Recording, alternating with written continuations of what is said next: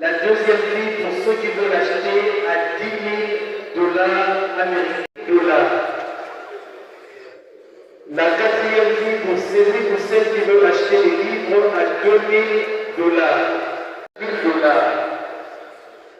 La sixième fille pour celui ou celle qui veut acheter le livre à $500. Cette salle, je me souviens que le président Boss avait même suspendu la plénière. Nous sommes entrés en négociation avec les députés. Je vois l'honorable Dédé Moupassa dans la salle, l'honorable Eliezer Tamboué, ils s'en souviennent.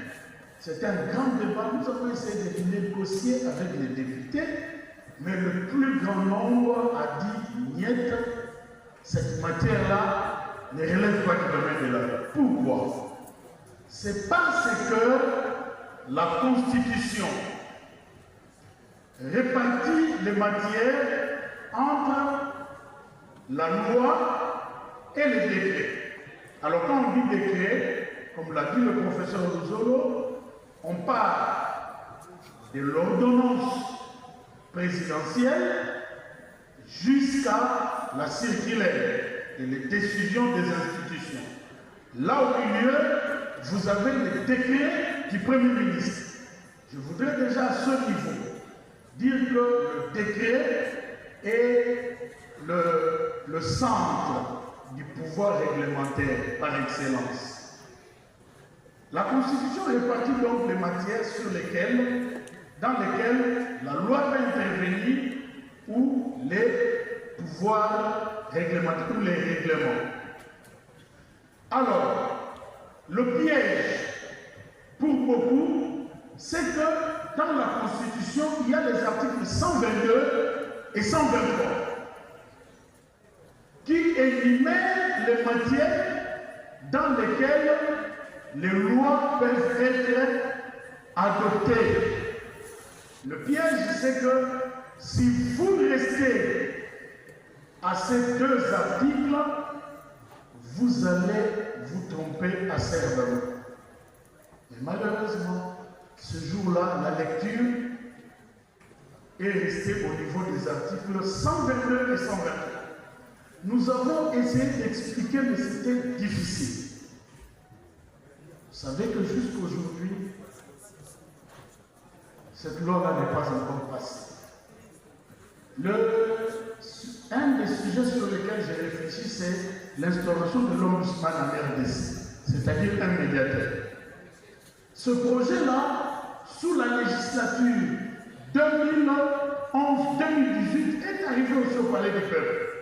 Et les députés nationaux ont dit en chœur que cette matière-là ne relevait pas du domaine de la loi. Ça peut être des termes trop techniques, je voudrais ici simplifier pour que chacun de nous comprenne. Que devons-nous comprendre? C'est que le Parlement, Assemblée nationale et Sénat sont là pour voter des lois. Et les lois ont pour vocation d'organiser la vie dans notre société.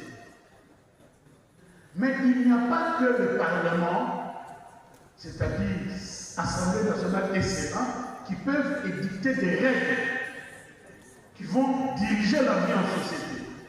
Il y a aussi l'exécutif. Alors, tout ce que l'exécutif, donc le gouvernement prend, tout ça, c'est ce qu'on appelle règlement. C'est le domaine du règlement. Donc, à quel moment le Parlement doit voter des textes? À quel moment ça ne doit pas être le Parlement, ça doit être l'exécutif, donc les règlements. C'est là le cœur, le sens de mon ouvrage.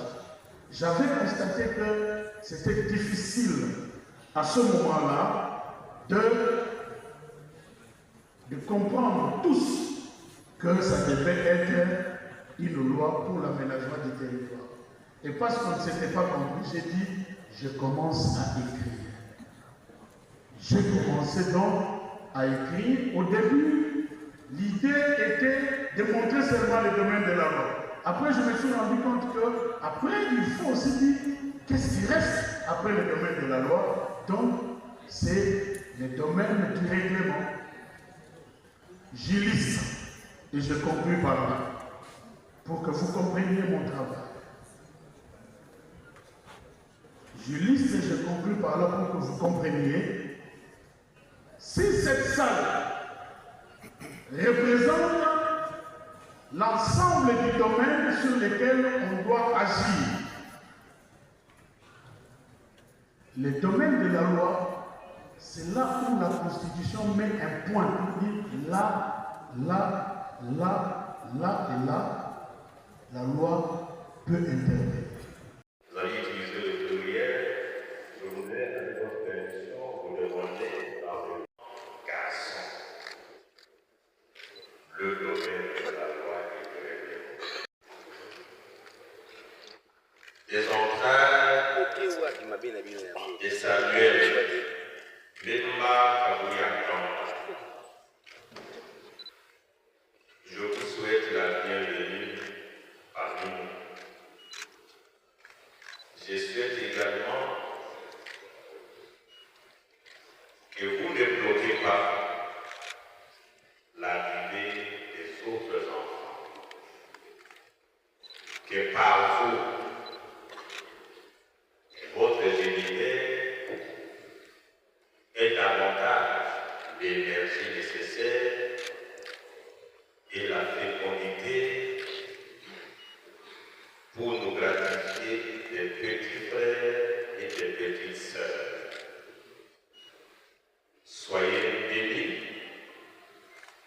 et procurez-nous du plaisir dans le domaine, pas simplement scientifique, mais dans le domaine de la pratique du pouvoir. Ainsi, je vous ai béni. Merci. Merci beaucoup. Merci infiniment, très cher monsieur le doyen. Nous allons immédiatement passer à la cérémonie de la vente aux enchères et de dispositions qui vont être prises. C'est le moment d'accueillir son message et le plus grand.